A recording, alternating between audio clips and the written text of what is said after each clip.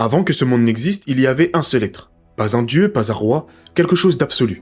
Une entité qu'on nommera le divin. Ce divin n'était pas seul dans son propre sens. Il était composé d'entités distinctes, comme des cellules dans un corps. Chacune porterait une valeur, un rôle.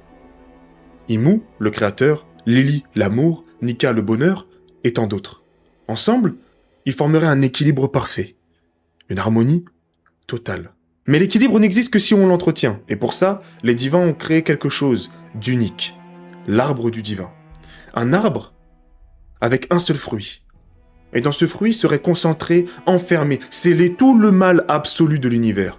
Toutes les formes du mal réunies en un seul endroit pour que le reste du divin reste pur. Pour que l'harmonie tienne. Mais voilà le paradoxe. Ce fruit, le plus dangereux qui soit, serait aussi le plus beau jamais imaginé. Impossible à décrire, impossible à résister. Imu, le divin créateur, façonnait la vie, des êtres vivants à son image et à celle des autres divins. Mais pendant son processus de création, un désir, une curiosité, une envie de changement s'aperçut. Ce n'est pas grand-chose au début, juste une fissure dans le corps divin. Mais dans un équilibre aussi fragile que celui du divin, même une fissure peut tout changer. Et quelque chose l'a senti. Le démon. L'entité enfermée dans le fruit de l'arbre du divin l'aperçut. Et par la voix de toute chose, il communiqua avec Imu. Doucement, patiemment. Jamais en s'imposant. Il ne faisait que chuchoter à son oreille. Et Imu écoutait. Lili, la divine de l'amour, aimait Imu. Pas juste comme l'idée qu'elle représente, mais sincèrement, purement. Elle l'aimait d'un amour absolu. Et elle fut la première à remarquer le changement de Imu. Quelque chose d'imperceptible pour les autres, mais d'évident pour elle. Mais elle ne dit rien, peut-être aveuglée par l'amour, ou sûrement parce que son comportement n'était pas dangereux pour l'harmonie de ce monde, mais elle garda le silence. La pensée de Imu prit un sens après les conversations avec le démon, par l'influence du démon, et cette première pensée, cette première réflexion, prit une forme, commença à être créée par Imu. Cette pensée était la création d'un autre monde. Un monde à part, un monde à l'extérieur du corps divin.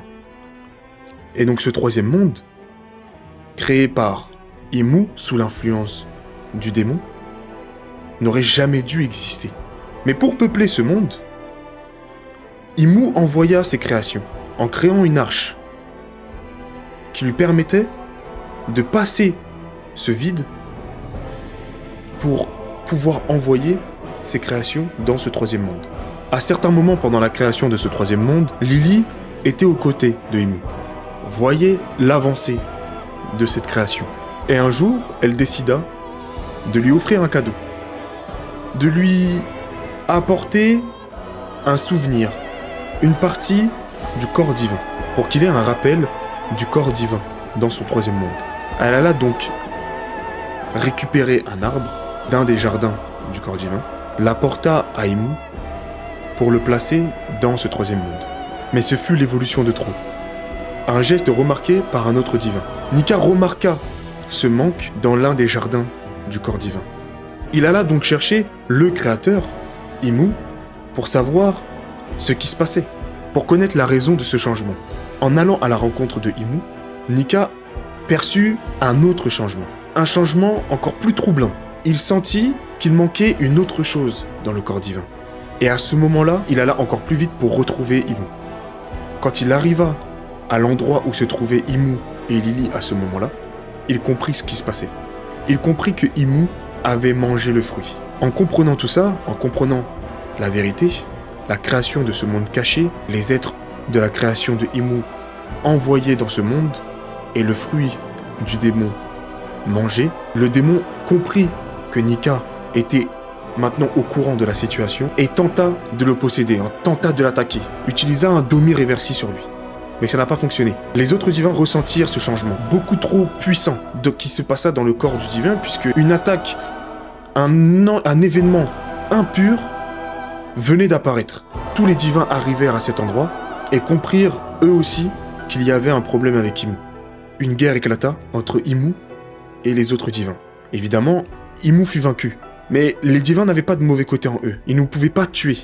Donc Nika décida d'exiler Imu, de l'envoyer à l'extérieur du corps divin.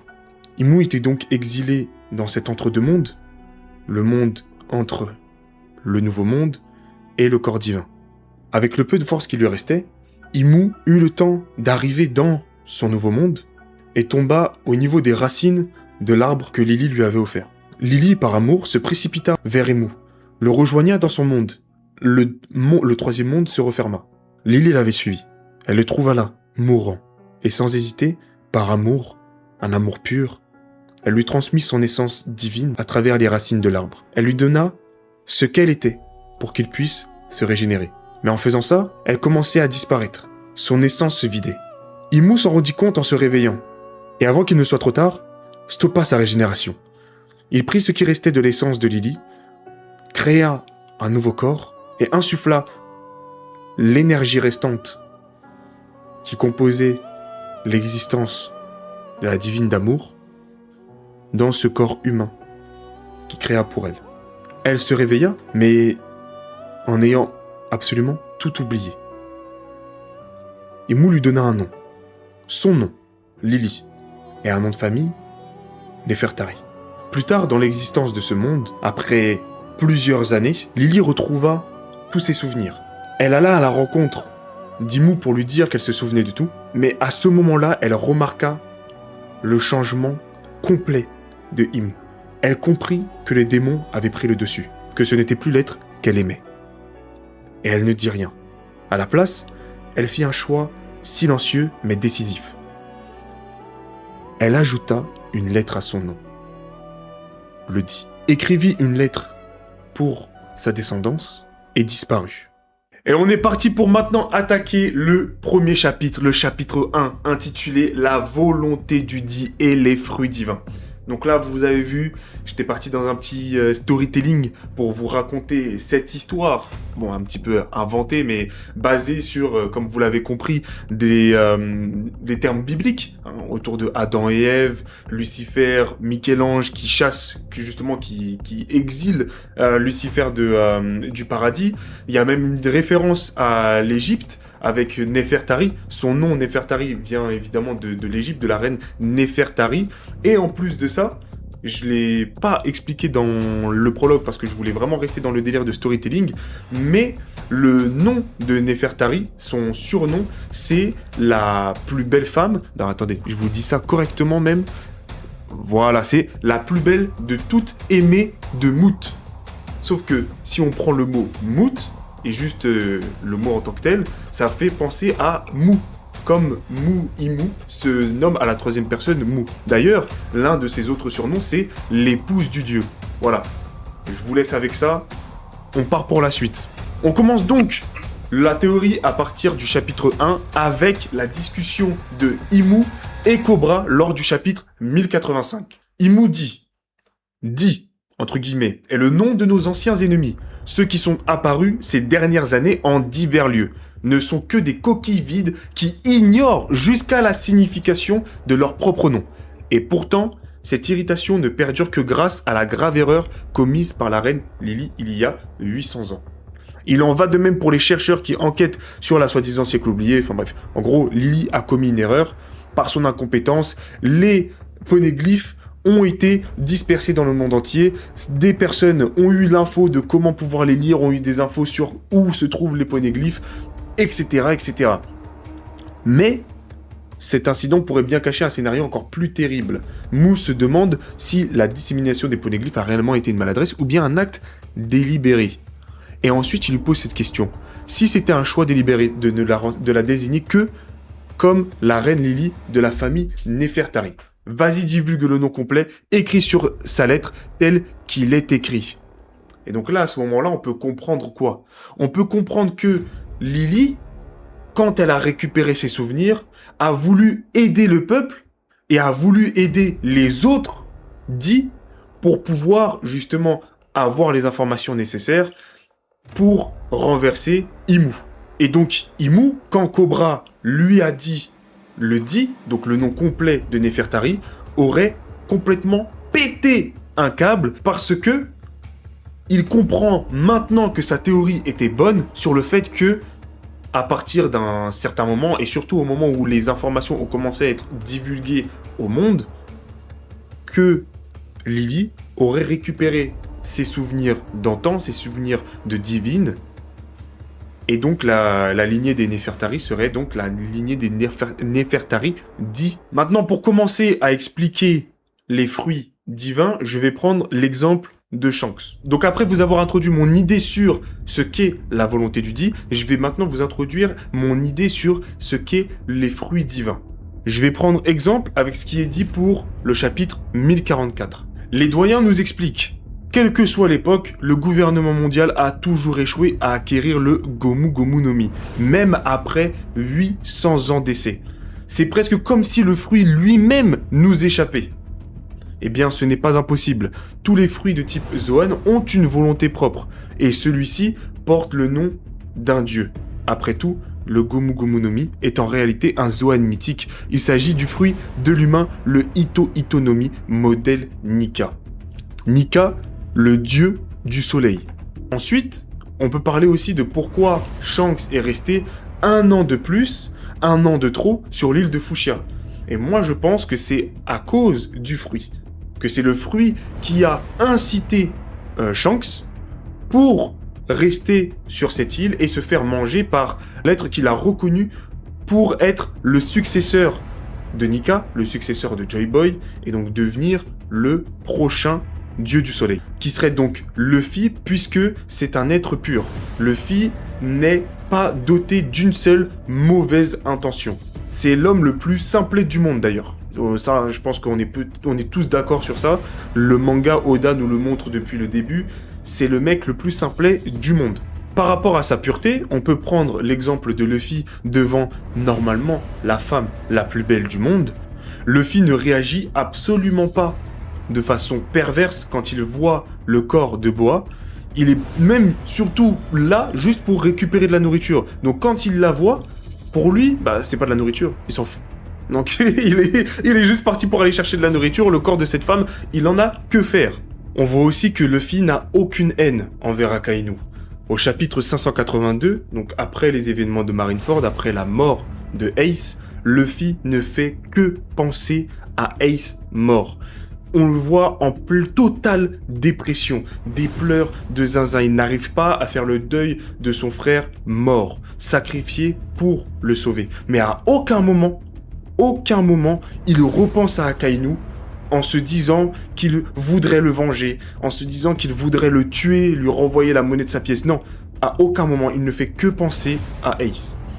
Après, vous pourrez sûrement penser à un contre-argument au moment où Luffy voit pour 2 fois le corps d'un ami nu. La première fois par Bonclay, quand il se transforme en ami, et la deuxième fois dans les piscines d'Alabasta.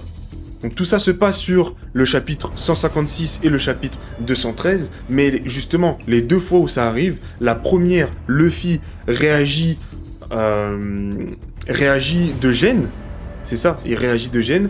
Et la deuxième fois, on le voit justement se diriger vers les bains des femmes avec ses copains, mais il ne fait que suivre justement ses amis parce qu'il est dans cette euphorie, il est dans la rigolade avec ses potes. Ils vont faire une blague, lui, ou sinon il pense qu'ils vont sûrement aller faire une blague aux femmes de l'autre côté.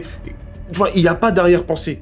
Il n'y a jamais une arrière-pensée, enfin d'ailleurs Luffy ne pense jamais dans le manga, donc tout ce qu'il fait c'est instinctif. Toutes les actions qu'il fait ne sont pas réfléchies. Et donc là, dans la continuité de l'euphorie, va suivre ses amis, et là, va voir pour la première fois le corps nu d'une femme. Il va saigner du nez, mais derrière, on n'a pas ce regard pervers. Il insulte même de pervers le père de Vivi pour montrer qu'il est totalement détaché de ce genre de comportement. David D. Xebec serait au courant des informations du siècle oublié et justement les aurait retranscrits à son enfant, Teach, Davy D. Teach. Sauf que Xebec n'aurait justement pas attendu que Nika revienne pour détruire le monde. Pour lui, c'était trop long. Ça date depuis trop, ça dure depuis trop longtemps. Il fallait agir. Il n'y a plus le temps d'attendre Nika. C'est maintenant ou jamais. Dans tous les cas, si il arrive encore dans super longtemps, personne ne pourra l'arrêter. Il faut le faire maintenant. Et c'est pour ça qu'au chapitre 1155, il arrive à Marijoa dans le jardin fleuri de Imu et lui dit « J'imagine par contre, c'est la panique sur la Terre Sainte. Je reviendrai. » Ici même. Le flot de Zinzin, peut-être même le plus grand personnage de One Piece, on verra par la suite, mais ce mec, c'est le GOAT. C'est juste le GOAT. Mais voilà, il ne voulait pas attendre, il en avait marre d'attendre, mais n'a quand même pas réussi à atteindre son objectif et s'est fait tabasser par Imu. Mais comme je vous l'ai dit, il a pu avoir le temps de transmettre les informations du siècle oublié à Teach. La raison pour laquelle Xebec a voulu justement détruire le monde et Teach continue sa volonté, eh bien c'est par volonté. Comme je l'ai dit, par la volonté, parce qu'ils ont aussi la volonté du D dans leur nom. David D. Xebec, David D. Jones, David D. Teach. C'est cette volonté qui leur permet, qui leur donne cette âne, cette envie de détruire Imu. Et donc poursuivre la volonté de Xebec, cette volonté de détruire Imu et de ne pas attendre que Nika revienne, en ayant compris que son père a fait une erreur par rapport à ça, Teach aurait décidé de faire revenir Nika plus rapidement. Et donc pour expliquer ça, je vais vous parler de son plan. Son plan c'était quoi? Son plan c'était de faire en sorte à ce que Ace et Barbe Blanche soient à Marineford. Pourquoi? Parce que déjà de 1, il avait besoin de récupérer le fruit de Barbe Blanche, mais il avait aussi besoin que Ace aille sur Marineford pour que Luffy aille aussi sur Marineford, meure à Marineford et donc active l'éveil de Nika. Et c'est l'une des raisons pour lesquelles, quand Barbe Noire confronte Luffy à Impel Down, il est étonné de la réaction de Luffy quand il le provoque. Mais il n'est pas étonné parce que, justement, il l'a provoqué et il s'attendait pas à recevoir des coups. Il est étonné parce qu'en réalité, à ce moment-là, il n'a pas envie de se battre contre Luffy. Parce que ça reste quand même un homme, ça reste quand même un combattant. Si quelqu'un t'attaque, tu ripostes. Et il avait peur de le tuer trop tôt. Et en même temps, pour rebondir sur le fait que Barbe Noire aurait justement gardé la volonté de Xebec en lui, on a en référence au chapitre 1107 que Barbe Noire aurait envie de détruire le monde. Donc on aurait au chapitre 1107 l'équipage, les deux personnages de l'équipage de Barbe Noire qui disent à Saturne que leur objectif c'est le monde. Et plus tard, dans le chapitre 1162, on aurait pour la première fois Xebec qui utilise le terme le monde pour faire référence à Imu. Et là maintenant, avec ce qui a été dit dans le chapitre 1179, on pourrait penser que Barbe Noire pourrait continuer encore la volonté de Xebec et se retrouverait au même endroit dans le jardin fleuri, là où se trouvait Xebec. Ensuite, pour continuer sur cette idée de la volonté du dit, la volonté du divin, on aurait Trafal dit Waterloo qui aurait sauvé Luffy par instinct, par la volonté du divin. Plus peut-être, et ça c'est une théorie que je développerai plus tard dans une autre vidéo, la volonté du fruit de l'eau qui serait le divin de l'espace. Voilà, je vous laisse avec ça. Je développerai plus tard, enfin dans une prochaine vidéo, et on va continuer sur le reste de la vidéo. Donc, Luffy Gear 5 deviendrait un être divin grâce aux fruits créés par la volonté de Nika, et donc Nika aurait créé ce fruit par sa volonté et offrirait le pouvoir de modifier le monde de Imu. On peut même voir que les deux personnages, que ce soit Imu et Luffy en Gear 5,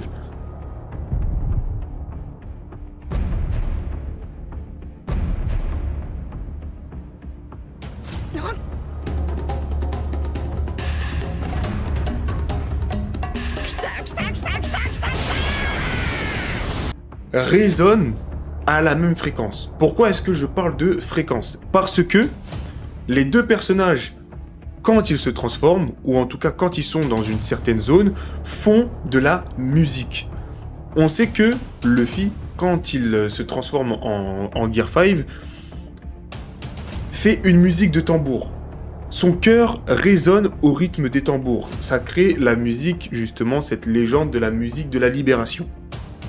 Et dans le chapitre 1179, on voit qu'à l'arrivée de Imu sur Elbaf, dans la zone qui est délimitée par le pouvoir de Imu, les bâtiments, les arbres, tout ce qui pourrait être création de Imu commence à se transformer en démon et à faire de la musique. Mais là, on parle seulement des éléments inanimés. On parle pas des personnes, en tout cas pour l'instant, à voir pour le prochain chapitre. Mais pour l'instant, c'est seulement les personnes inanimées qui, justement, chantent au rythme, au son ou même peut-être même à la fréquence de Imu. Par contre, par rapport à Luffy, il n'y a qu'un seul personnage pour l'instant qui soit capable d'entendre le chant des tambours.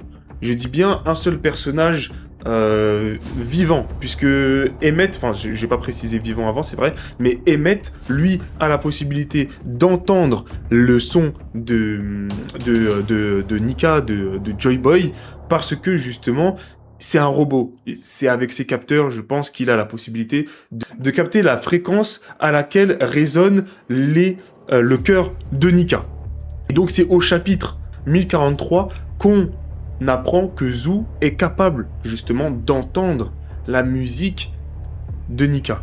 Et la raison pour laquelle Zou est le seul être vivant capable d'entendre le son des tambours du cœur de Nika, surtout à cette distance, c'est parce que de 1, c'est un éléphant. Donc comme je vous le montre ici, on peut voir que les éléphants peuvent entendre de 1 à 12 000 Hz, alors que les humains peuvent entendre de 20 à 20 000 Hz. Mais justement, là, on a un cœur qui bat, on n'a pas des tambours directement. C'est pour ça que les humains aux alentours, même tous les animaux aux alentours, ne peuvent pas entendre le bruit de la libération. Et la raison pour laquelle Zou a la possibilité de l'entendre de si loin, c'est parce que c'est juste un éléphant ultra gigantesque. C'est limite, Zou, au niveau de sa taille, il y a moyen qu'il fasse la taille de toute une zone sur Elbaf. C'est abusé à quel point l'éléphant est gigantesque. Après ça, je voulais enchaîner avec les miracles que produit Luffy à chaque fois que lui ou des amis à lui, en tout cas ses proches, risquent la mort. Mais j'en parlerai dans l'autre vidéo, comme je vous l'avais dit, par rapport à l'eau. Il y a une vidéo avec des petits bonus, parce que j'allais commencer à partir dans trop de théories, et comme vous le voyez, on est dans un bus. C'est parce que là, la partie du fou du bus arrive réellement. Déjà, je pense que depuis le début, vous avez déjà dû vous dire 40 milliards de fois, ouais, c'est bien le fou du bus qui pense être. Bah là, on rentre dans le vif du sujet. La vidéo que j'ai sortie sur Instagram qui a fait plus de 100 000 vues, c'est une dinguerie. C'était par rapport à ça, par rapport au fait que je disais que j'ai découvert le One Piece. Je vais commencer en simple. Comme je l'ai dit dans la vidéo, le One Piece, c'est une faille qui a été créée par Joy Boy. Ça, je ne l'ai pas précisé, mais dans l'idée, c'est ça. C'est Joy Boy qui l'aurait créée. Comment est-ce qu'il aurait pu la créer? Grâce à, comme je vous l'ai introduit depuis le début, au pouvoir du divin Nika, le divin du bonheur. Pour moi, ça partirait à partir de là. Et en fait, la raison pour laquelle j'ai pété mon crâne, c'est parce que quand j'ai pensé à cette théorie en live, Ninomar, la personne qui m'a aidé, qui m'aide pour cette vidéo, pour recentrer mes idées, faire une chose assez correcte, d'ailleurs j'espère que depuis que vous avez regardé, ça vous plaît quand même un minimum, c'est parce que, au chapitre 1126, qu'est-ce qui se passe? On commence Elbaf, dans un monde fictif, qu'on apprend plus tard étant un monde fictif créé par les pouvoirs d'un géant. Mais comment est-ce qu'ils arrivent à sortir de ce monde-là? Ils arrivent à en sortir en pétant la dimension, la vitre dans laquelle ils sont. Et c'est quand j'ai compris ça que je me suis dit, ok, je suis peut-être pas le fou du bus. Je ne suis peut-être pas le fou du bus. Parce que pour moi, Oda ne fait pas les choses sans un sens. À chaque fois qu'il introduit quelque chose, à chaque fois qu'il introduit un concept, un personnage, une histoire, tout ça prend son sens plus tard dans l'histoire.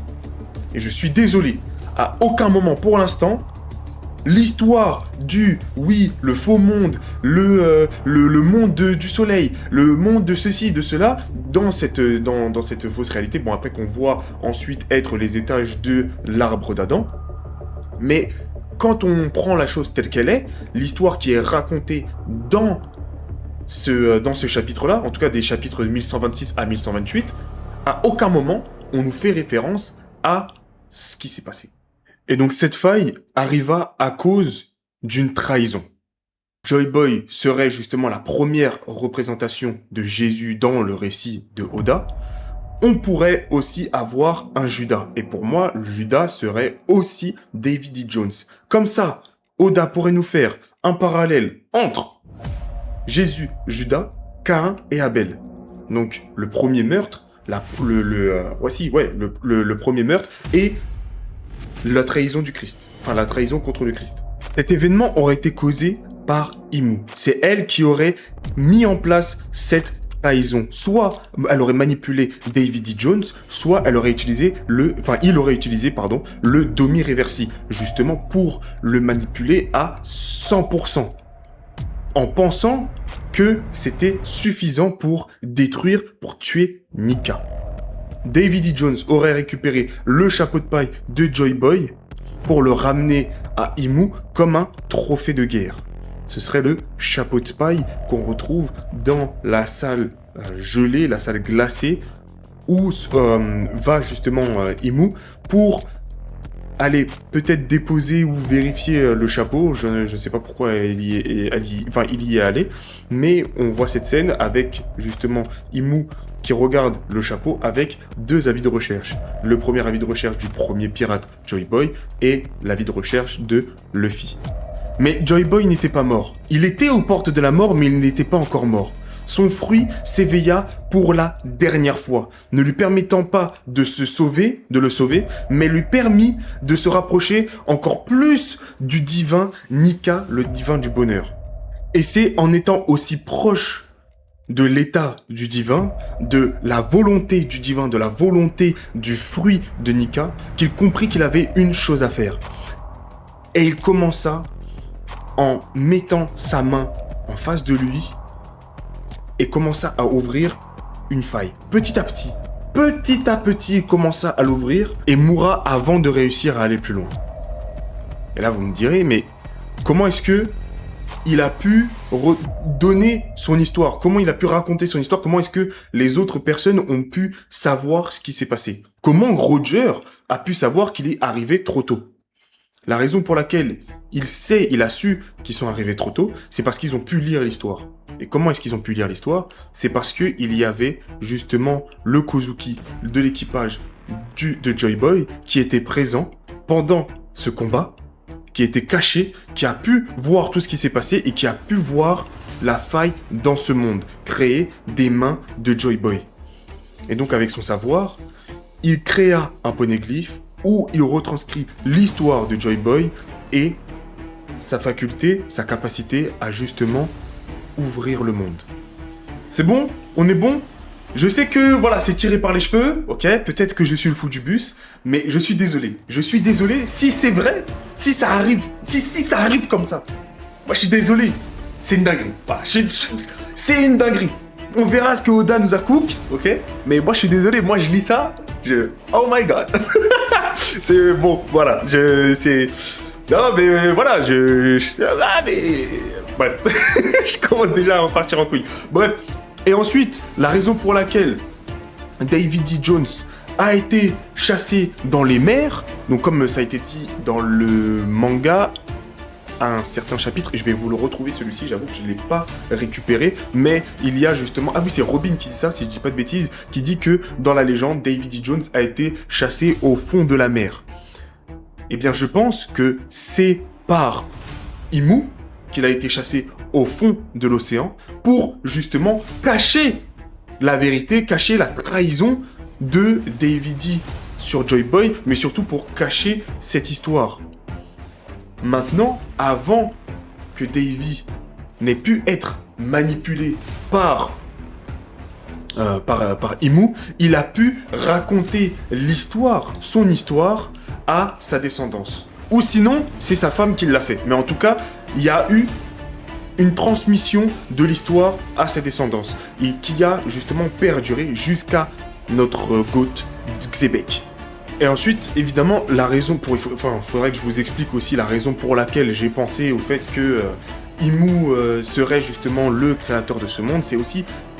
C'est la raison pour laquelle j'ai pensé comme ça, c'est à cause du chapitre 1179, quand on le voit sortir de Marie-Joie, et en arrivant justement sur les terres de Elbaf, blessé, en train de saigner de la bouche. Et je pense que justement, c'est à cause du fait que, depuis toutes ces années, il doit continuer à garder son énergie pour maintenir ce monde tel qu'il est, mais en plus de ça, garder son corps, continuer à régénérer son corps après la bataille, la guerre qui s'est passée avec les divins. Donc là, vous avez, dans la globalité, mon avis de Fujibus. Voilà. Dites-moi ce que vous en pensez en commentaire de toute cette histoire. Et j'ai pas encore terminé, j'ai encore quelques petits trucs à vous raconter. Mais voilà. Donc ouais, non, moi je suis plutôt content de cette théorie. Moi je la trouve incroyable. Voilà, à voir ce que Oda va nous cook. Mais ouais, non, c'est plutôt sympathique. C'est plutôt sympathique. Pour le chapitre 3, j'aimerais vous parler de la fresque d'Elbaf. Cette fresque parle de 3 mondes. Je pense que vous allez comprendre assez vite que pour moi, ça ferait référence justement à la théorie que j'ai eue par rapport au premier, deuxième et troisième monde, donc le corps divin, le monde, l'entre-deux-mondes et le troisième monde créé par Imu, mais qu'en plus de ça, ça ferait aussi justement référence au siècle oublié, comme c'est assez bien retranscrit dans l'image. Le truc, c'est que les visuels, pour moi, sont une sorte de mélange de la vérité, de l'histoire dans sa globalité. Le premier monde nous dit que il y avait des flammes sur la terre. Les hommes succombèrent à leurs désirs et touchèrent au soleil défendu. Et en fait, je pense que pour moi, justement, ces flammes-là sont là déjà de 1 pour représenter l'enfer sur terre.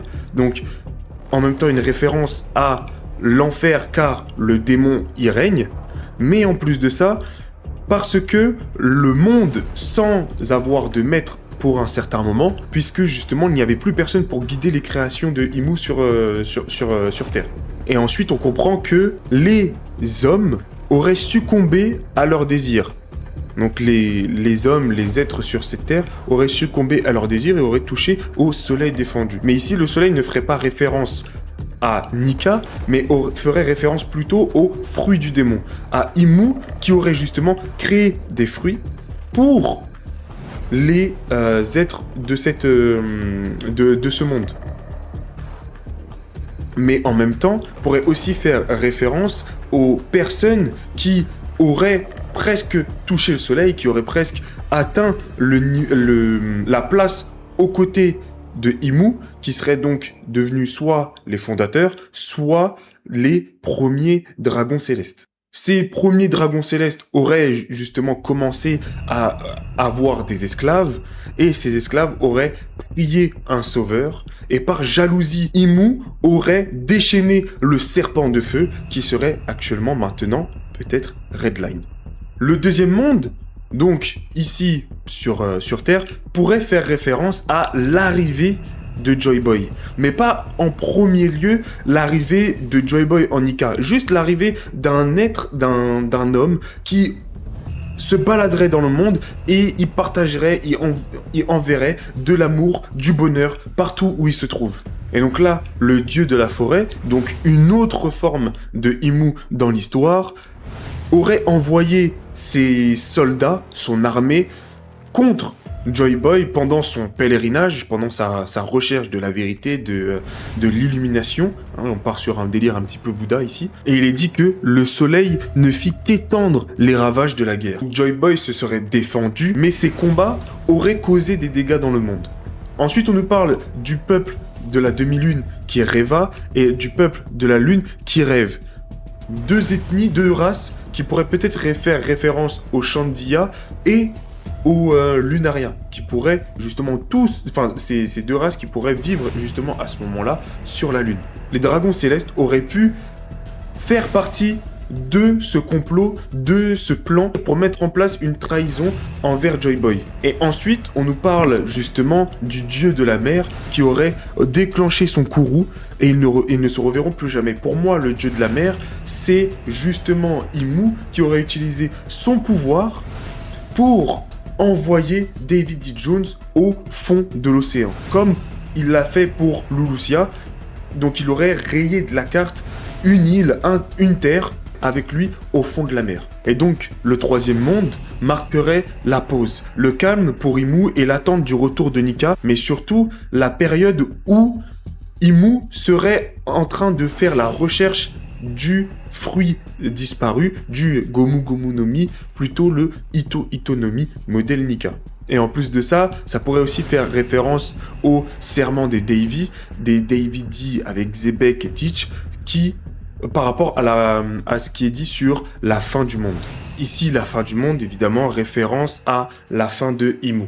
Et puis après, on nous parle en même temps du retour du soleil, donc justement cette prophétie du retour de Nika, et qu'un nouveau jour se lèvera. Nul doute qu'ils se reverront. Donc voilà, petit chapitre.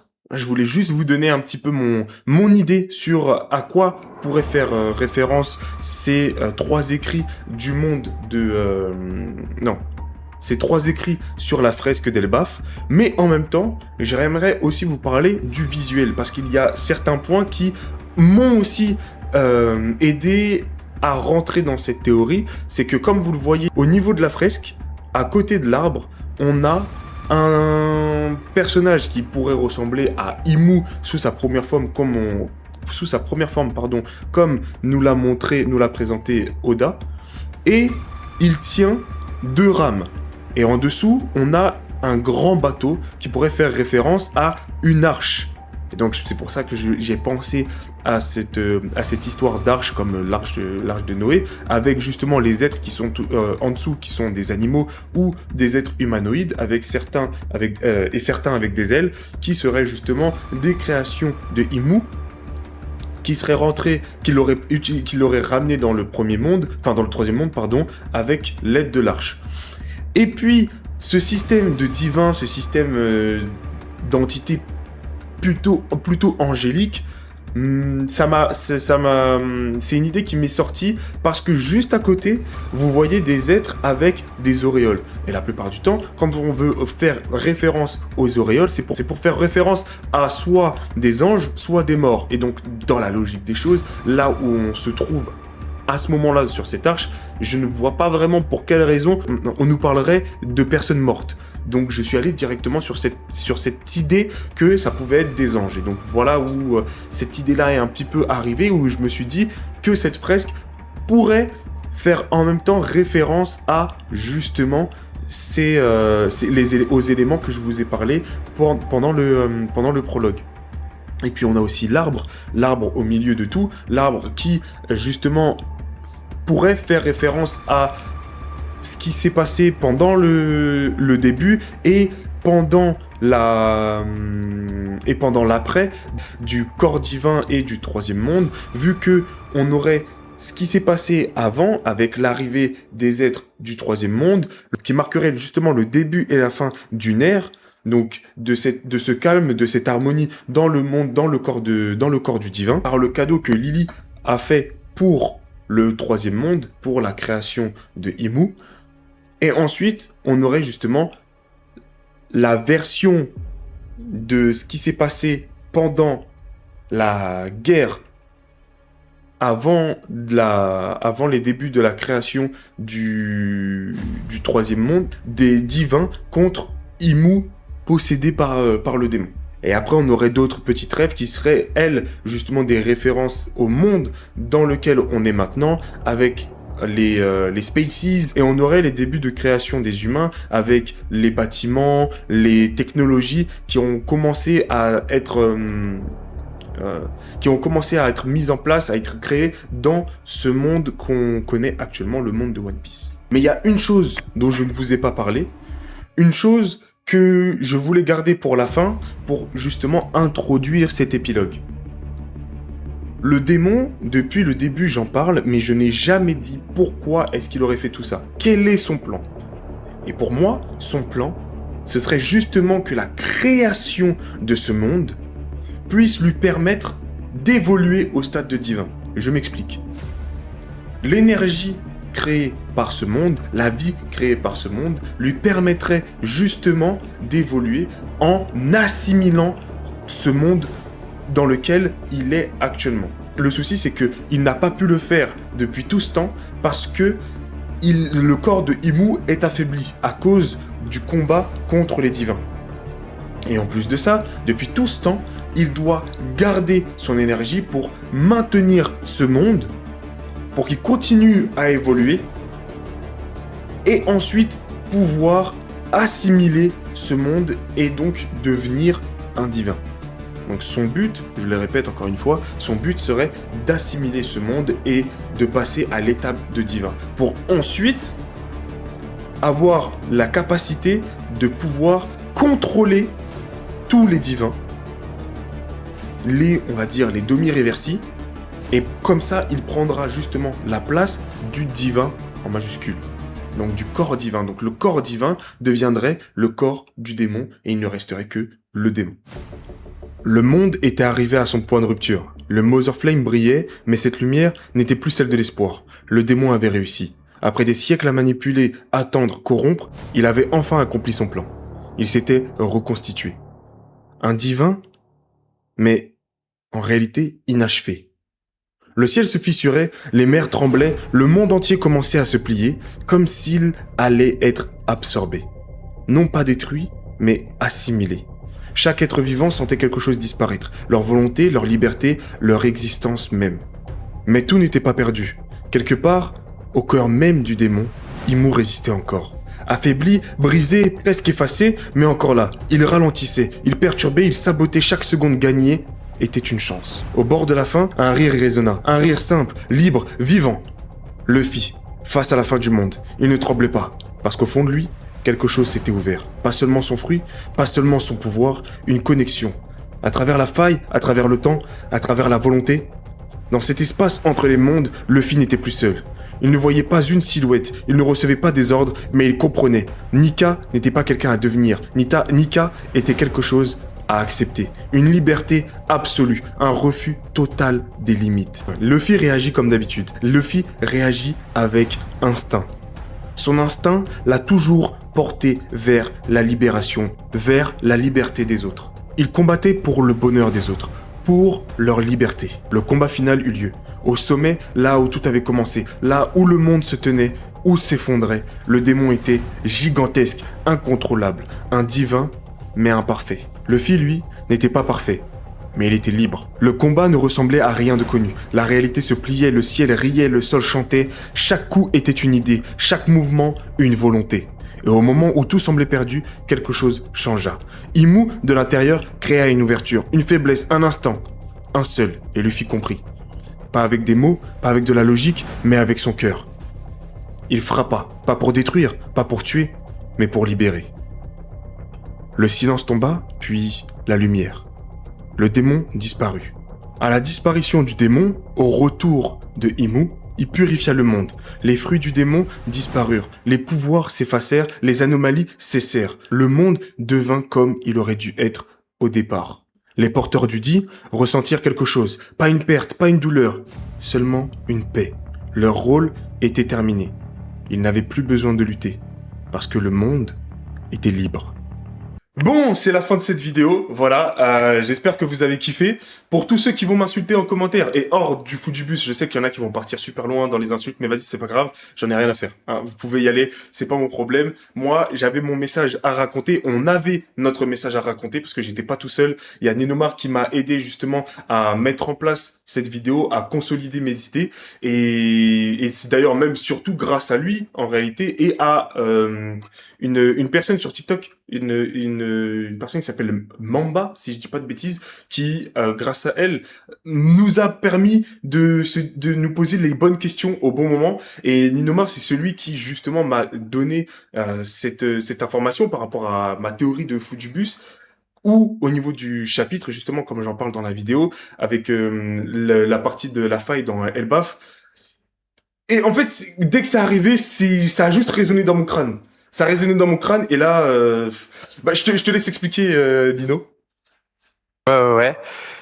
Bah, à partir de ce moment-là, moi, au début, je prenais comme vous, comme je pense, on le prend pour un fou au début.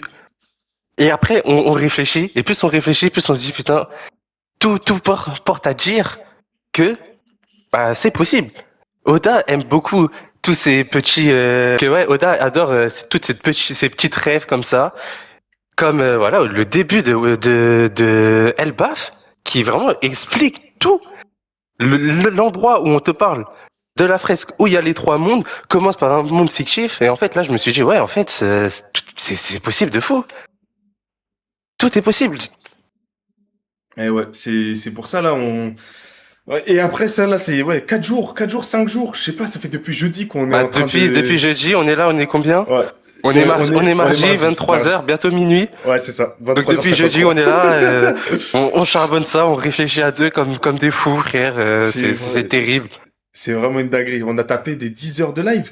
Je crois que c'est jeudi soir. Je sais plus combien d'heures de live. Vendredi soir, Jeudi pareil. soir, on était à, je crois, 8h30 de live.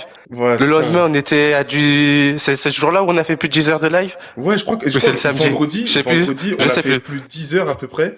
Ensuite, samedi, j'ai fait 15 heures de live, pratiquement. J'étais en Ouais, et moi live je suis toute arrivé la journée. après et tout ça, mais ouais, voilà, on a fait plus de 10 j'étais là plus de 10 heures, on a charbonné ça comme des fous. Et vraiment, et encore dimanche, j'ai refait le live. Il y a que lundi où je me suis un petit peu posé, un petit peu calmé parce que ça commençait à être Ça commence très à être très chaud. dur. Penser Mais que ouais. One Piece pendant tout ce week-end, c'est compliqué. Ah ouais, c'était hardcore, c'était hardcore. Bah, on n'est pas le Mont Corvo, hein. C'est sûr que là, vous verrez qu'il n'y a pas le budget, hein, il n'y a pas une qualité des Zanzibar, mais au moins, j'espère que vous avez pu ressentir notre passion pour One Piece. Pour Nino, ouais, c'est le manga numéro 1. Pour moi, ça l'est pas parce que bon, Il faut voilà. pas l'insulter parce que justement Voilà. dans la paix et tout ça, mais faut le remettre à la raison s'il vous plaît les amis. One Piece, c'est au-dessus de tout. C'est One Piece, c'est Oda, c'est magnifique, c'est fort, c'est la paix, Et c'est l'amour. Et justement dans les commentaires, partagez vos théories, reprenez ce qu'on a dit, mais toujours dans le respect et l'amour, c'est le plus important. Et voilà, c'est l'esprit de One exactement. Piece. Exactement. One Piece, c'est une histoire magnifique, une aventure de dingue. Quand j'ai recommencé la One Piece dernièrement, il y a 5 mois à peu près, j'ai recommencé depuis le début, j'ai compris en réalité à ce moment-là à quel point l'histoire de One Piece est incroyable, est forte d'émotions. Chaque personnage est important. Il n'y en a pas un seul qui est en réalité mis de côté. Ils auront tous leur rôle au bout d'un moment. Bref, j'ai hâte de ce que Oda va nous cook sur ces prochaines années et à quoi ressemblera la fin de ce manga, mais ça va être une dinguerie. Bref, je vous dis à la prochaine, je vous fais des bisous, peace. J'ai un truc à vous dire. Vous croyez vraiment que les pirates n'auront bientôt plus le droit de rêver? Zéha!